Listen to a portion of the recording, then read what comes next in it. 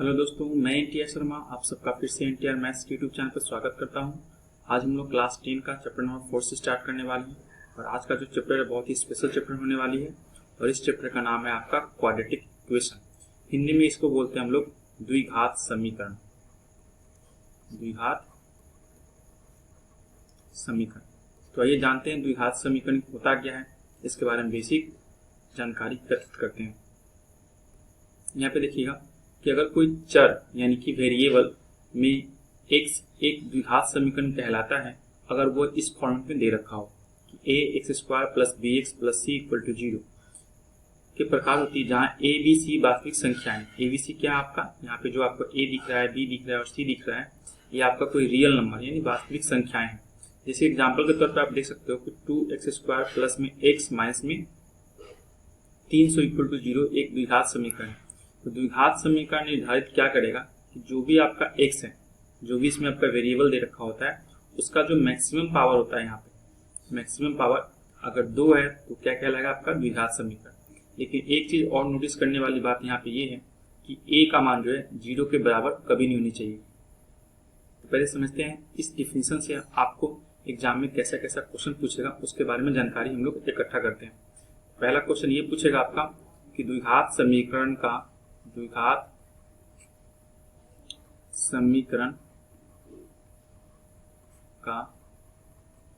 व्यापक रूप क्या होता है। व्यापक रूप क्या है यानी कि what is the general form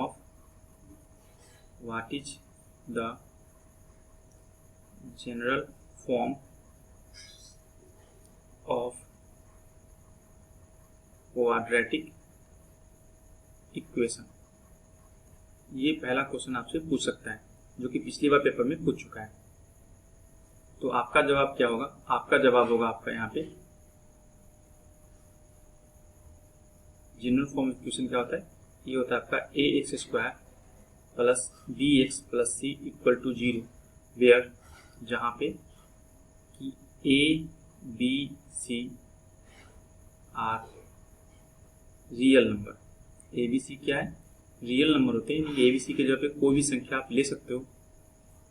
और दूसरा इंपॉर्टेंट चीज क्या है, ए नॉट इक्वल टू 0। अगर ए के बराबर अगर आपने 0 यहाँ पे पुट कर दिया तो क्या होगा वो समझते हैं। अगर आपने ए के बराबर 0 ले लिया कभी क्या कहेगा इस इक्वेशन में कि ax² प्लस में bx प्लस में c दे रखा होगा और यहाँ पे साइड में ये भी दे रखा होगा कि a इक्वल टू 0। अगर ऐसा देगा तो आपसे पूछेगा कि क्या ये द्विघात समीकरण है, तो आप कहोगे कि नहीं, ये द्विघात समीकरण नहीं कहलाएगा, ये आपका एक लीनियर इक्वेशन हो जाएगा यानी रैखिक समीकरण। वो यूं होगा कि जब आप यहाँ पे a का मान 0 पुट करोगे, तो 0 गुने x² प्लस में bx प्लस में c equal to 0। That means जब 0 में x² से मल्टीप्लाई करोगे आप तो टोटल टर्म क्या होगा 0, और 0 में किसी चीज को ऐड करते हुए कोई फर्क नहीं पड़ने वाला, यानी पूरा टर्म जो है आपको हटा सकते हो इसको, और क्या बचेगा आपका bx प्लस c ही बचेगा। और bx प्लस c यानी x का पावर क्या है आपका, x का डिग्री क्या है 1 है। तो जब डिग्री 1 रहता है किसी पॉलिनोमियल का तो वो आपका लीनियर इक्वेशन कहलाता है, वो आपका लीनियर इक्वेशन कहलाता है। हिंदी वाले बच्चे बोलेंगे इसको रैखिक समीकरण,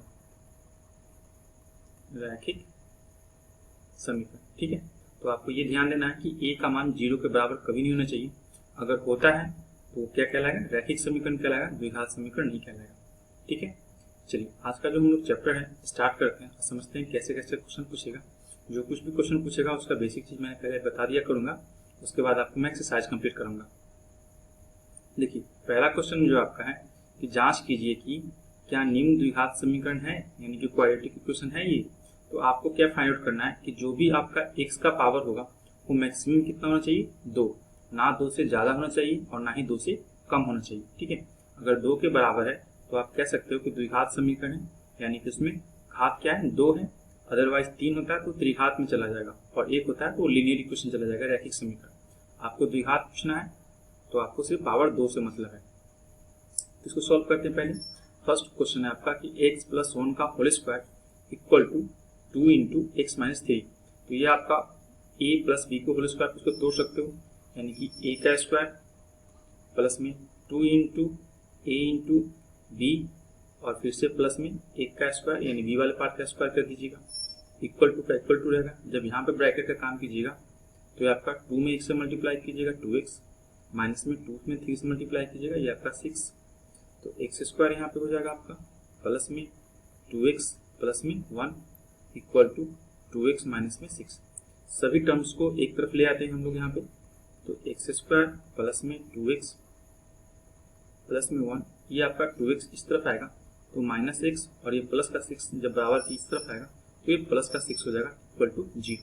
यहाँ पे 2x माइनस का और 2x प्लस का कैंसिल आउट हो जाएगा यहाँ पे, तो आपका क्या बचेगा एक्स स्क्वायर प्लस में 1 और 6 कितना होगा 7 इक्वल टू 0। तो ये जो आपका आया ये आपका क्या है, मैक्सिमम पावर इसका क्या है, यहाँ पे जो x का घात है वो मैक्सिमम आपका 2 है। घात का क्या हुआ, घात आपका 2 है, घात यानी कि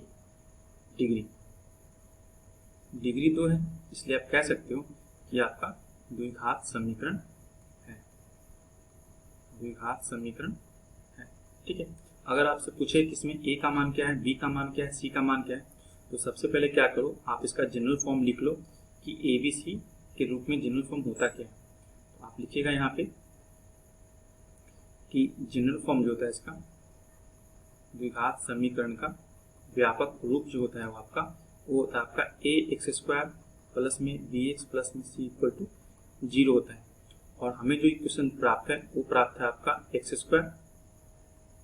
वो आपको प्राप्त है यहाँ पे कि x² प्लस b का तो पार्ट है नहीं यानी कि x वाला पार्ट है नहीं, यहाँ पे क्या करेंगे 0 इंटू एक्स कर देंगे, फिर से प्लस कांस्टेंट टर्म की जगह पे आपका 7 दे रखा है तो आपका 7। तो जब कंपेरिजन कीजिएगा यहाँ पे तो a का मान आपका आएगा यहाँ पे 1 हो जाएगा, a का मान 1, b का मान क्या आएगा यहाँ पे देखिए b का मान 0 और c का मान क्या आएगा, c का मान 7, दैट इज आंसर। ठीक है, अब चलिए सेकंड क्वेश्चन की तरफ बढ़ते हैं। देखिए सेकंड क्वेश्चन फिर से क्या कहा है आपसे कि x² minus 2x equal to minus का 2 मल्टीप्लाई विथ 3 माइनस एक्स। तो यहाँ पे सॉल्व कीजिएगा इसको, तो ये आपका x² माइनस का 2x इक्वल टू जब माइनस 2 से मल्टीप्लाई कीजिएगा 3 में तो आपका ये आएगा माइनस का 6 और माइनस माइनस फिर से प्लस और 2 में x से कीजिएगा तो आपका आएगा 2x।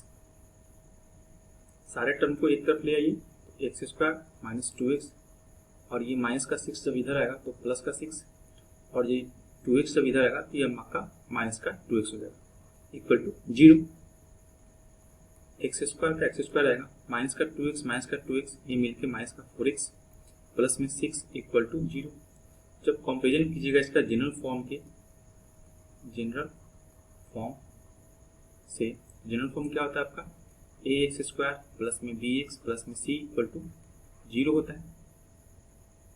और आपका जो इक्वेशन आया है ये आपका आया है x² माइनस का 4x और प्लस का 6 इक्वल टू 0। ठीक है, तो इसका मैक्सिमम घात क्या है, आपका मैक्सिमम घात है 2।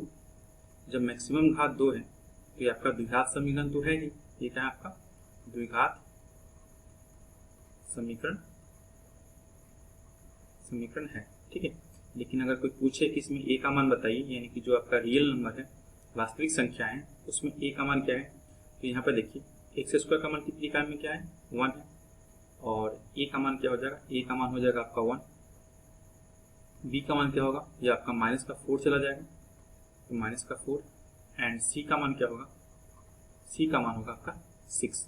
ठीक है, तो ये आपका आंसर है। नेक्स्ट क्वेश्चन की तरफ चलते हैं। नेक्स्ट क्वेश्चन को देखिए, यहाँ पे ये आपका दे रखा है कि x minus 2 multiply with x plus 1 equal to x minus 1 multiply with x plus 3। यहाँ पे मल्टीप्लाई करने आपको आता होगा, अगर नहीं आता तो गौर से देखिएगा कि x को पहले क्या करते हैं, x वाले पार्ट को इस पूरे पार्ट के साथ मल्टीप्लाई करते हैं तो x प्लस 1।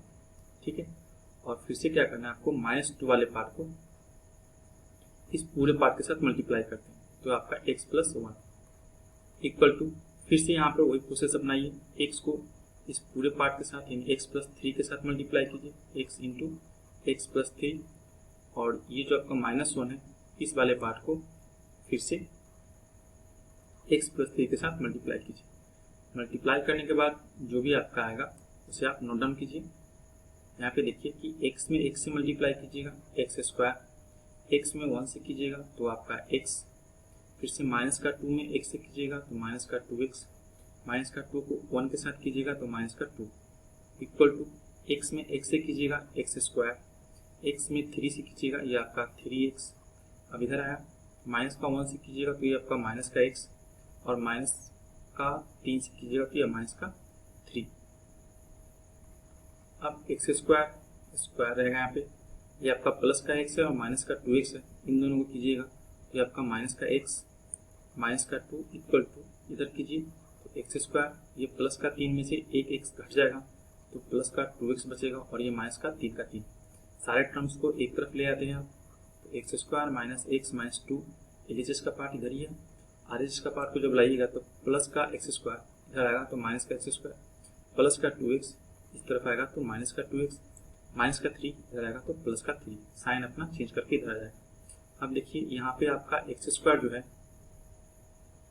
ये प्लस का और ये आपका x² माइनस का कैंसिल हो जाएगा, ये आपका -x यहाँ पे और -2x ये दोनों मिलके क्या होगा आपका -3x, ये आपका -2 और +3 ये दोनों को जब कैलकुलेशन कीजिएगा तो +1 आएगा, +1 इक्वल टू 0। अब आप देख रहे हो कि जो आपके पास x आया उसका मैक्सिमम पावर क्या है 1 है। जब मैक्सिमम पावर 1 है यानी ये क्या है एक तरह का लीनियर इक्वेशन है, ठीक है, एक तरह क्या है ये आपका लीनियर इक्वेशन है। हमें पूछा था द्विघात समीकरण के बारे में, ये आपका द्विघात समीकरण नहीं होगा, ठीक है, द्विघात समीकरण नहीं, ठीक है, it is not a quadratic equation.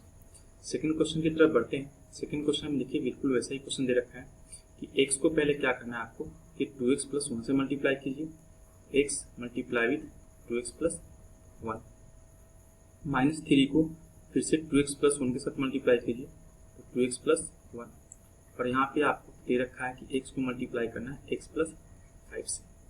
अब x को जब 2x से मल्टीप्लाई कीजिएगा ये आपका आ जाएगा 2x², x को 1 से तो आपका x, -3 को जब 2x से गुना कीजिएगा तो -6x होगा यहाँ पे और -3 को +1 से तो -3 x में x से मल्टीप्लाई कीजिए x², x में 5 से कीजिएगा तो आपका +x। सारे टर्म्स को एक तरफ ले आते हैं आप तो क्या आएगा आपके पास 2x² ये आपका +x और -6x, यहाँ पे -5x बचेगा और ये -3 x² जो RHS में था इस तरफ आएगा तो -x² हो जाएगा और ये +5x -5x में कन्वर्ट हो जाएगा इक्वल टू क्या बचेगा 0। 2x² में से एक x² घटेगा तो आपके पास बचेगा सिंगल x², -5x और -5x टोटल मिला के हो जाएगा आपका -10x, -3 सिंगल बच गया तो -3 इक्वल टू 0। अब आप नोटिस कर रहे होंगे कि यहाँ पर x का जो मैक्सिमम मान है पावर वो क्या आपका 2 आया, यानी कि ये द्विघात समीकरण है। तो आपको बस 2 देखना है, ना 2 से कम होना चाहिए और ना ही 2 से ज़्यादा, ये आपका द्विघात समीकरण है। अगर आप इससे इसमें पूछ दें कि a का मान क्या होगा, b का मान क्या होगा, c का मान क्या होगा, तो आप सिंपली क्या करो, आप इसका जनरल फॉर्म लिख लो, ax² bx + c = 0 होता है। और यहाँ पे जो आपको इक्वेशन आया है वो क्या है आपका, उसे भी नोट डाउन कर लो आप। यहाँ पे वो आपको आया है यहाँ पे x² -10x और -3 = 0। अब क्या करना है, सिंपली आप इसको कंपेरिजन कर लो कि a के गुणांक क्या है और x² का गुणांक क्या है। तो यहाँ पे देखिएगा कि x² गुणांक यहाँ पे a है जनरल फॉर्म में, जबकि x² गुणांक यहाँ पे क्या 1 होगा, यानी कि a = 1, b = क्या होगा एंड b = देखिए यहाँ पे x का गुणांक b है तो x का गुणांक क्या है -10, तो -10 एंड c का गुणांक क्या होगा, c का कोई गुना है नहीं, ये आपका -3 हो जाएगा, c का कांस्टेंट टर्म, और ये आपका आंसर होगा। ठीक है, आशा करता हूँ वीडियो समझ में आया होगा आपको। अब नेक्स्ट क्वेश्चन जो हम लोग नेक्स्ट वीडियो में कवर करेंगे, तब तक के लिए थैंक्स।